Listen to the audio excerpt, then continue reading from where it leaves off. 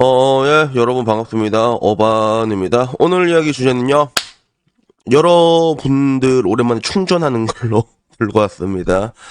그래서 뭐 이제 와서는 미혼이라는 게 기본값이 되었기 때문에 여러분들의 미혼 인생을 독려할 수 있는 우리가 정신 ጧ리를 칠 수 있는 그런 걸 하나 들고 왔는데, 근데 뭐라고 해야 될까? 나도 참 그 옛날에 내가 오락할 때 쓰던 아이디가 뭐였냐면 돈 버는 기계 앞바다였거든요. 그래서 사실 뭐 아버지의 숙명이라는 건 돈 버는 기계라는 거 다들 알고 있는데, 근데 문제는 이게 너무 당연하다는 게 제가 항상 느끼는 분노 포인트잖아요. 세상에 당연한 건 없는데 진짜 평생 뼈 빠지게 일해왔는데 거기에 대해서 만족 못하고 불평불만을 하는 것들 미디어에서도 굉장히 자주 볼 수 있잖아요. 그래서 대표적으로 내가 진짜 분노했던 것 중 하나가 그 삼식이란 단어에 내가 진짜로 분노를 했단 말이야. 그래서 삼식이가 밥 새끼를 다 차려달라고 하는 그런 아저씨를 비꼬는 용어였는데, 근데 평생 그 당시에 아저씨들이라면 당연히 외벌이었을 거고 평생 일만 했을 건데 일을 그만두고 돈을 못 버니까 밥도 안 차려주는 그 모습이 어떤 느낌이었냐면 그 토사구팽 같은 느낌이었어. 사냥이 끝나고 난 다음에 잡아먹히는 사냥개 같은 그런 느낌? 되게 개인적으로 되게 불쌍하다라고 느꼈거든. 그래서 오늘도 어떻게 보면 그런 느낌으로 영상을 올리는 거예요. 남자가 퇴직을 하는데 이 남편이 퇴직한 걸 가만두지 않는 악랄한 와이프의 이야기가 파리쿡에 올라왔어. 그래서 60대가 퇴직 후 할 수 있는 직업이라는 걸로 2023년 12월 17일에 올라왔는데, 특별한 자격증이나 기술이 없고 사무직으로 퇴직한 60대 남자가 몸 쓰는 일 말고 사무직으로 최소 월 300 정도 벌면서 70세까지 할 수 있는 일이 뭐가 있을까요? 그러면서 요즘 60대는 젊은 편이잖아요. 라고 얘기하면서 뭔가 딱 보이지. 남편이 쉬는 걸 가만히 보지 않겠다라는 그런 굳은 의지가 보인단 말이야. 그래서 항상 나는 뭐 이런 이야기 오면 그 반응을 보라고 하는데 다행히도 파리쿡은 그래도 반응이 많이 좋아져. 많이 좋은 편이야. 뭐라고 해야 될까. 일반적인 여초는 거의 뭐 쓰레기통이라고 봐도 되고 파리쿡도 옛날에 비해서 진짜 많이 흑화됐긴 하는데 그래도 아직까지는 좀 자정작용이 남아있어서 이 아줌마한테 비난의 목소리도 굉장히 많았어. 그래서 뭐 전체적으로 다 퍼온 거 보면 첫 번째 댓글이 원글님 세상 물정을 너무 모르시는 것 같다. 그리고 20대도 월 300을 못 번다. 최소한 월 300? 물론 댓글에는 능력 있는 아버지, 뭐 돈 많이 번 사람이 있다고 하겠지만 이건 교과서만 보고 서성한 가기를 바라는 심보다라는 이런 이야기로 시작을 해가지고 갑자기 또 우리 맹바이햄이 나와. 계약직 최저임금이 대부분이다. 이게 MB가 만드는 세상이다라고 해서 야 맹바이햄 대단하다. 그지 아직까지도 예토전생 되는 거 보면. 그래서 그 밑에는 공무원 생활 34년 하고 경비를 한다고 하네요. 그래서 280인데 세금 제하고 나면 한 250 정도 나와서 남자들은 거의 다 경비를 한다. 농협 지점장, 학교 교장들도 거의 경비를 한다라고 해서 어떻게 보면 좀 나이 들어서 안정적인 느낌 중에 하나가 그런 건물 관리 같은 거 있죠. 그런 거 좀 많이 하는 것 같아. 경비라고도 할 수 있겠고. 그래서 뭐 그 뒤로는 뭐 여러 가지 뭐 이상한 내용들이 많았는데 근데 오히려 이제 쩡크 주는 글도 있었어. 60대 여자도 건강하지 않냐.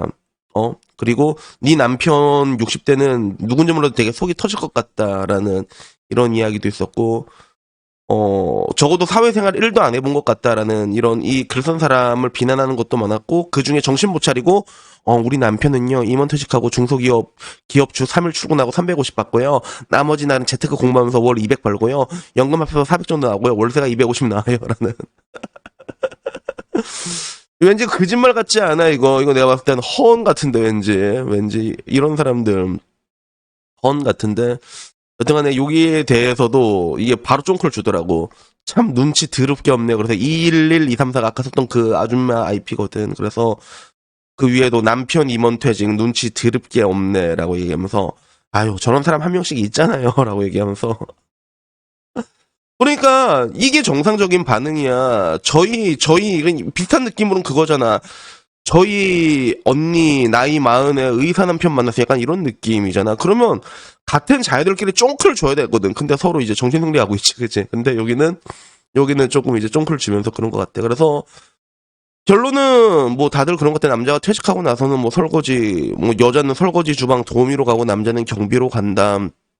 그리고 넌 진짜 사회생활 안 해봤지 이런 이야기들도 있었고, 그리고 젊은 사람도 300이 사실 쉽지 않은 급여다라는 이야기부터 뭔가 이제 이 아주매미들을 쫑클 주는 게 되게 많았어. 60대가 젊으면 젊은 아줌마 당신은 뭘 하고 있냐 이런 이야기들이 있었거든. 그래서 뭐 전체적으로 제가 보기에는 뭐 그런 것 같아. 남자가 퇴직을 하잖아. 그러면 뭐 기업에서 임원했다고 해도, 근데 기업이 임원급이면 좀 다른데 모셔가는 경우도 되게 많습니다. 굉장히 많아.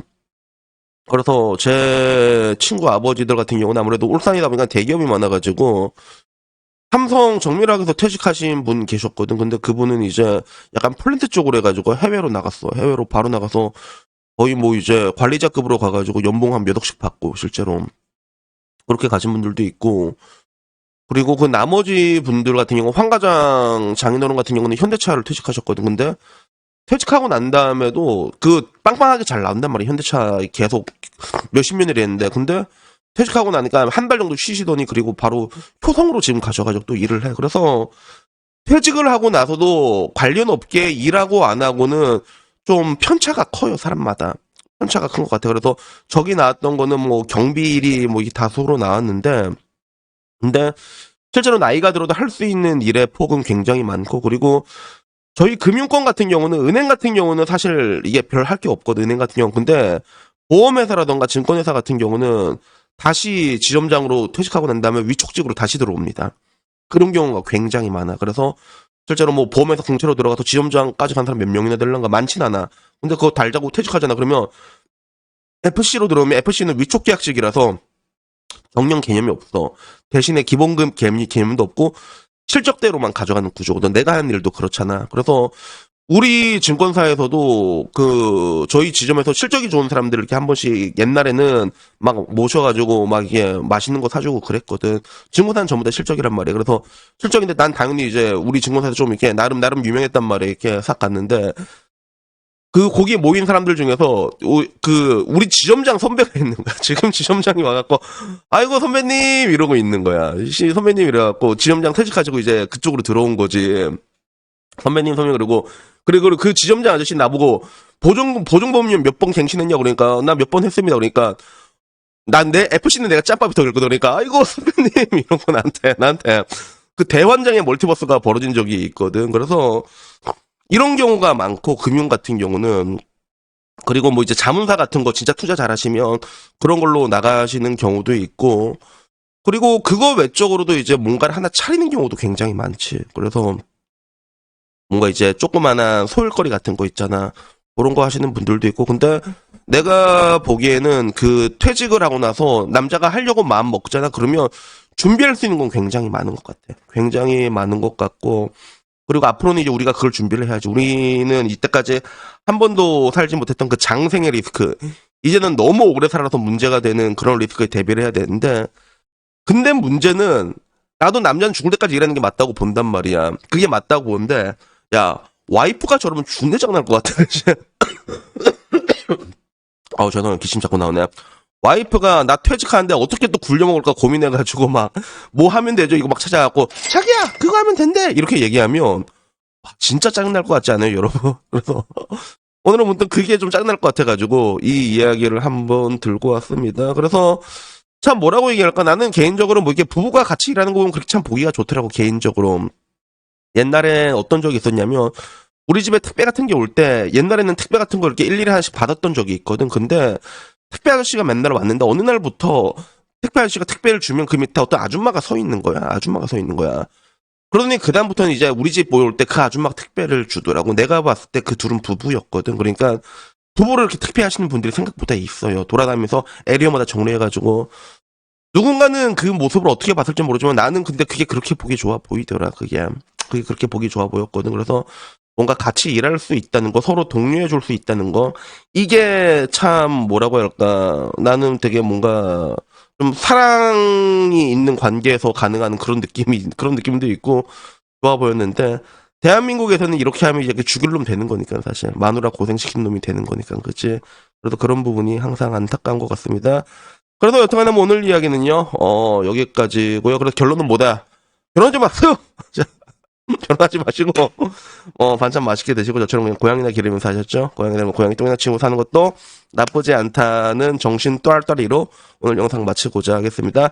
여튼 뭐 오늘 이야기는 여기까지고요. 여러분들도 지금 일하시는 일들 각자가 있을 건데 앞으로는 내가 말한 것처럼 굉장히 많은 문제들이 생기게 될 거거든요. 그러면 지금 제 친구들도 그렇고 저희 형님도 그렇고 퇴직하고 뭐 할지 다 준비하고 있어요, 실제로. 그러니까 여러분들도 그런 거 착실하게 준비하셔가지고 나중에 나이가 들어서도 그래도 계속 일할 수 있는 그런 노년을 사셨으면 좋겠습니다. 여튼 뭐 오늘 이야기 여기까지입니다. 이상입니다. 감사합니다. 야옹.